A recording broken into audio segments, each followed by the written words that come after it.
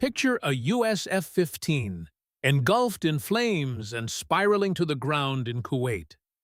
An intercepted missile crashes and explodes in Qatar, and influencers are posting videos of drone strikes in Dubai. These are just a few of the scenes coming out of the Gulf states, some of the wealthiest places in the world. These are places that, until recently, had been mostly shielded from conflicts in the Middle East. But that has all changed. The war between Iran, the US, and Israel is now engulfing the Gulf. From the BBC, I'm Tristan Redmond in London, and I'm Asma Khaled in Washington, D.C. Welcome to the Global Story on YouTube. Frank, it's wonderful to have you back on the show. You're a frequent guest of ours, and we're always excited to hear your analysis and expertise. Today with you, Frank, we really want to talk about the Gulf. We're talking about the Gulf states, an area of the world in which you are a particular expert. There are three main players in the conflict that's ongoing at the moment. You have Iran on one side, Israel and the United States on the other, but a number of other countries, especially Gulf countries, are being drawn into the conflict. Many of us aren't entirely familiar with the ins and outs of the region. Can you please give us the Frank Gardner special primer on which key Gulf states are in this story and what their existing relationship with Iran is? Sure. So there are 6 Gulf Arab states.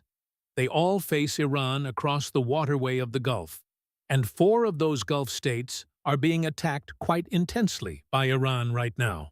All of them, at some stage, have been hosting U.S. forces and bases, which is why Iran has attacked them, even though they didn't join in Operation Epic Fury, as America has called this operation. They specifically stayed out of it. So they are being punished simply for having hosted U.S. bases, and they're pretty angry about this. So, just to go from north to south, you have Kuwait right up in the north, which, of course, was invaded by its huge northern neighbor, Iraq.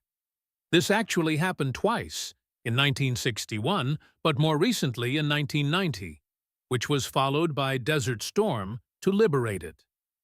Then you have Saudi Arabia, the biggest country on the Arab side of the Gulf, and we're not hearing very much about Saudi at the moment, although their oil export terminal, Ras Tanura, has been damaged. They've intercepted some drones there, and some debris has fallen. Then you have Bahrain, which is an absolutely tiny country, but it punches above its weight. These are all, by the way, Gulf monarchies. They are all dynastic monarchies where one single family essentially holds all the reins of power. They don't pretend to be democracies. It is essentially rule by monarchies. Then you have Qatar, which sticks up literally like a thumb into the Gulf, and is a hugely rich country with gas. Saudi Arabia has oil. Bahrain doesn't have so much compared to them. Then you have the UAE, the United Arab Emirates, which everyone's heard of Dubai. But Dubai is only one of 7 emirates. It used to be what was known as the Trucial States. There was a lot of piracy in the 19th century in that area. The Royal Navy steamed in and said, "Right, we're here to safeguard this because it's part of the trading route to India." And so various truces were made with the Gulf sheikhs, so it became known as the Trucial States. They got their independence in 1971, and the capital is Abu Dhabi, which is the largest, richest, most important of the 7 emirates. Dubai is another. And then you have Sharjah, Ajman, Fujairah, Ras Al Khaimah, and Al Quwain. And then finally, down in the southeast, you have Oman, which is an absolutely stunning place. It's not to be confused with Amman, the capital of Jordan. It's confusing, I know. Oman is brilliant. And by the way, if anybody hasn't been to that region, when all of this dies down, if you're looking for somewhere to go, I recommend Oman. I don't work for them. I just want to make that quite clear. The Sultanate of Oman has kind of bucked the trend, because whereas most of those other countries I mentioned don't like the Islamic Republic of Iran at all? The whole idea of revolution and overthrowing a monarchy, which is what happened in 1979 when the Shah of Iran was overthrown, is anathema to these Gulf states. Oman has gone out of its way to stay on good terms. They've stayed on good terms with both the West and Iran, and they have been mediating the Geneva talks that were going pretty well up until this war started on Saturday. In fact, Oman's foreign minister, Dr. Badr Busedi, a very bright and smart guy with an MA from Oxford University, is livid about this, saying they had reached a breakthrough on the nuclear file, that the Iranians had made significant compromises, that they were making progress, and now it's all been torn up. And it's no secret he blames Israel. Well, Frank, just a few weeks ago, though it seems like a lifetime because so much has happened, we recorded an episode where you walked us through your assessment of several possible scenarios for how the Iran story might play out. And to quickly recap, you spoke with us about one scenario where the regime in Iran survives, but moderates its policies. A second was that the regime collapses and is replaced by military rule. A third was that Iran retaliates by attacking U.S. forces, its Arab neighbors, and Israel. And a fourth, that Iran retaliates by closing the Strait of Hormuz. Then, you gave us two major scenarios at the end. The first was the one you believed least likely: targeted surgical strikes on Iran, with minimal civilian casualties, leading to a transition to democracy.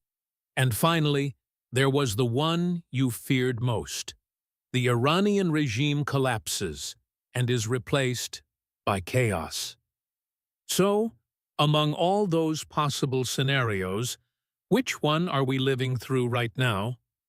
And I know they aren't necessarily mutually exclusive, of course. Thank you, Asma. Yes. No, that's a very good point. They aren't.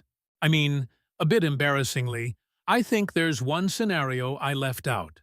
The one where the regime doesn't collapse, and also doesn't moderate its policies, because right now they have been decapitated and have suffered a great loss. While that's a huge blow, in a culture of martyrdom, they likely calculated that this day could come. They've lost many commanders in the Revolutionary Guard, yet the state itself is surviving. And this isn't a quick, one-and-done operation like last June, when B-2 stealth bombers flew from Whiteman Air Force Base in Missouri, bombed Natanz, Isfahan, and Fordow, and then returned to the U.S., job done. Iran's nuclear program was set back. And this isn't Caracas. It's not what happened in Venezuela in January. This is something very different. There is a real risk here. I believe the longer this continues with the regime still intact, the more it will look like a failure for both the U.S. and Israel. Because boasting about how many targets you've destroyed is meaningless. If the Islamic Republic survives without changing its policies, then this state of conflict will drag on endlessly. I'm not just talking about this current stage of the conflict. Sure, there will be a ceasefire, an off-ramp, and more talks, but the core problem will persist. All that does is put a bandage on the wound without actually treating the infection that's festering underneath. So unless the Iranian regime either changes its behavior or collapses entirely, there is no way this very aggressive Israeli government we've seen since October 7, 2023, is going to stop periodically attacking Iran. The moment Israel feels threatened, it will continue to strike. I think. Frank, one of the scenarios you laid out was that Iran would retaliate against a number of regional actors, correct? And we are seeing that with some of these countries in the Gulf. But let's zoom in on a few in particular. To start, let's look at Saudi Arabia. In the years following the 1979 Islamic Revolution, Saudi Arabia and Iran were often described as bitter regional rivals. I understand the relationship has ebbed and flowed over the years. How has it evolved? Their relationship certainly hasn't had many high points. They have, however, definitely had their low points. There have been some terrible moments, like when Saudi security forces opened fire during the Hajj pilgrimage on Iranian pilgrims who were reportedly getting too political or even rioting. Yes, that was back in the 80s, Frank, but they did try to ban any political demonstrations by Iranians during the Hajj, and that ban was often flouted by Iranian pilgrims, which brings us to the Sunni-Shia split. Now, as a Muslim, you already know this, but for our audience, Saudi Arabia is the home of the two holiest sites in Islam, Mecca and Medina. The ruler of Saudi Arabia even takes the title Khadim al-Haramain, which means custodian of the two holy mosques. And Iran, a Shia-majority country, is very much the driving force behind Shia Islam. Of course, there are other pockets of Shia strength elsewhere. You can find them, for instance, in southern Iraq, Lebanon, and Pakistan. I think the real turning point in the Iran-Saudi relationship came in September 2019, with the drone attack on Saudi Arabia's oil facilities at Abqaiq. This was a massive drone attack, and initially, everyone assumed it had been carried out by the Houthis from Yemen. In Yemen. Okay. In fact, I actually went down there myself to investigate and report on it. And I remember a Saudi police colonel pointing up at these holes in the huge towers they had there in eastern Saudi Arabia. He asked, "Which way are those holes facing?" And I looked and replied, "Well, north." "Exactly." He said, "This didn't come from the south. It didn't come from Yemen. In fact, it was an Iranian-backed militia in Iraq that fired them, and they had the exact blueprint of the Kharaiz facilities belonging to Saudi Aramco, which knocked out half of Saudi Arabia's daily oil exports. And while it was only for a few days, it was a major wake-up call for MBS, the Saudi Crown Prince, especially after President Trump at the time said, "We're locked and loaded," and then did absolutely nothing. But in reality, MBS, the Saudi Crown Prince, was truly humbled by this. It was a moment of realization, not just for Saudi Arabia, but for all the Gulf states, as to just how vulnerable they are to Iranian drones and missiles. In other words, you have to learn to live with this great big neighbor. And from that moment on, even though Saudi Arabia had gone to war in Yemen to fight the Iranian-backed Houthi rebels, a war, you know, that included massive bombing strikes by the Saudis on the Houthis, with many civilian casualties, and which also resulted in Houthi drone strikes on civilian targets across Saudi Arabia, like airports and oil facilities. Things started to change. Frank, if we look at the current relationship between Iran and Saudi Arabia, a report in the Washington Post late last week caught my attention, which mentioned the Saudis were lobbying for an attack. It said MBS made multiple private phone calls, despite the official Saudi public position. Now, to be clear, the Saudi embassy here in Washington, D.C. has publicly denied the story. They say they have consistently sought a diplomatic solution. But what does Saudi Arabia actually want in its neighborhood when it comes to Iran? I think they would be very happy to see the end of this regime. You know, everything that's happened in the last few days has really sent a message to the Gulf states, and I'm speaking to Gulf officials on a fairly regular basis. A line has been crossed. Those are the exact words that one official told me. A line has been crossed here. They can't live with this. They can't have normal relations. They can't change geography. Iran is always going to be there. But they had very good relations with Iran when it was under the Shah. It was known as the policeman of the Gulf, and ironically, things were pretty peaceful under the Shah of Iran. There were good relations with Israel, but of course, that all changed after the Islamic Revolution. And you know, the fact that these Iranian drones are slamming into hotels, into apartment blocks, and residential areas, commercial targets, oil storage depots. That has nothing to do with American bases. That's going after those countries themselves. And they are. I mean, I'm speaking to you on a Monday afternoon. I would not be surprised if, by the time this goes to air, Gulf Arab militaries have decided to get involved. But the conventional thinking was that Saudi Arabia feared regional instability from Iran more than it feared the actual Iranian Islamic Republic.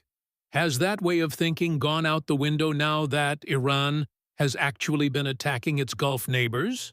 So, Saudi Arabia has a particular problem, and so does Bahrain, in the sense that they have both got Shia communities who, in some cases, look for inspiration from Iran, not Saudi Arabia. So in Saudi, the oil comes primarily from what's called the Eastern Province, Mintakat Ash-Sharqiya, and that's the oil-producing area that is also where the Shiites are concentrated, who hardline Sunni Saudis consider to be heretics, not proper Muslims. And there has been friction in the past. I mean, in 2011 there were clashes, some deaths, and some people were put to death. You know, sentenced to death. So it's always been a rather restive area.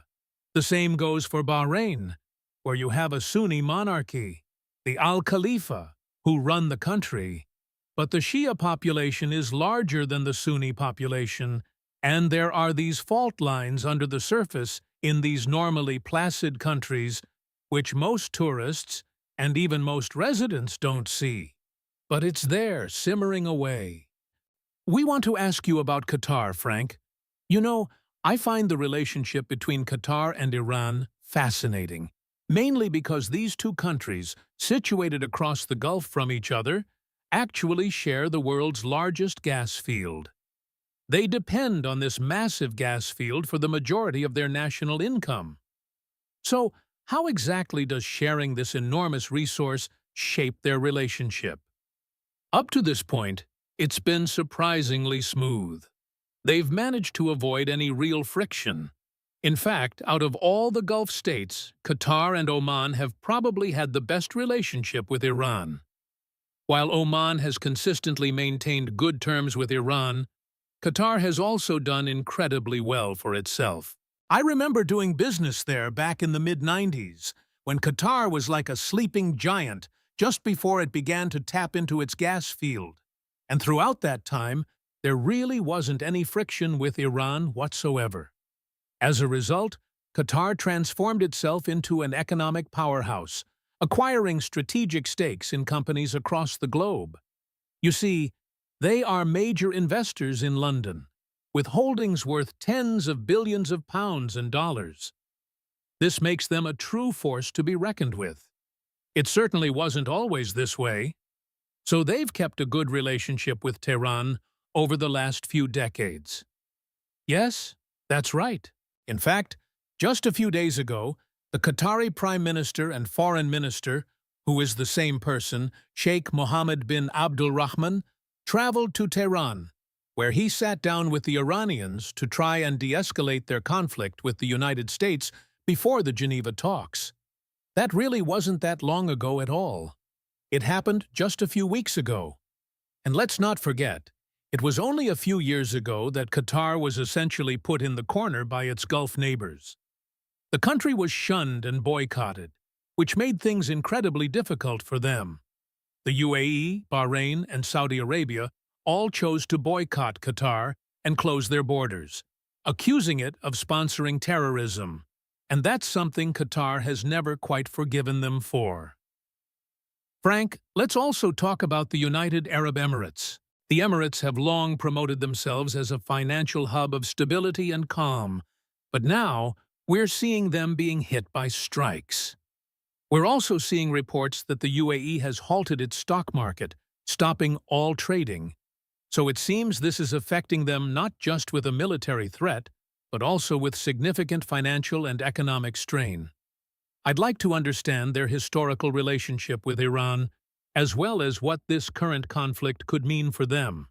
It's a complicated relationship because, while each emirate has a degree of autonomy, the UAE's capital and government are in Abu Dhabi, which is where the country is ruled from. The country's ruler, known as MBZ, Mohammed bin Zayed Al Nahyan, has a particular dislike for Iran's Islamic Republic. This involves the islands of Abu Musa and the Greater and Lesser Tunbs, which are situated midway between the coasts of the UAE and Iran. Iran simply marched in and effectively said, "These belong to us now." They went on to occupy them. The two sides nearly came to blows over the issue, but ultimately they did not. So, while there's a deep-seated mistrust on the UAE side, much like the Saudis, they had established a way of coexisting with this massive neighbor that they neither like nor trust, simply accepting that they had to live with them. Now, what's astounding is that Dubai is home to somewhere between 250,000 and 500,000 Iranians, which is why I'm so surprised that Iran is attacking the very city where so many of its own nationals live. When I lived in Dubai, up until around the year 2000, there were probably 100,000 Iranians at most. That number has since more than tripled. It has become a very comfortable place for Iranians to call home. You have free trade zones just across the water on the Iranian islands of Keshem and Kish, with a massive amount of trade in between. Countless dhows constantly crisscross the water from Dubai to Iran, as they always have.